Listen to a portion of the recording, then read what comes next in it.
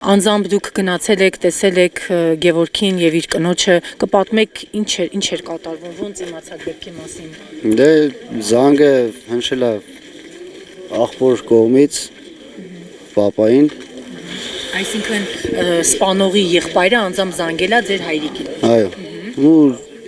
տենց մենք եք անհանգստանալով երկրորդ զանգից հետո անհանգստանալով եկել ենք տունը չեն եղել։ Ու տզման ենք եկել, գնացել ենք վերջում դաշտը, այդ գործիքները դաշտում էր, գնացել է որ դնեի խոտերի մեջը, գնացի ականատես եղա նման դաժան վերաբերմունքի։ Դուք հարազատ եք, չէ՞, խնամիական կապի մեջ եք սպանվածների ընտանիքի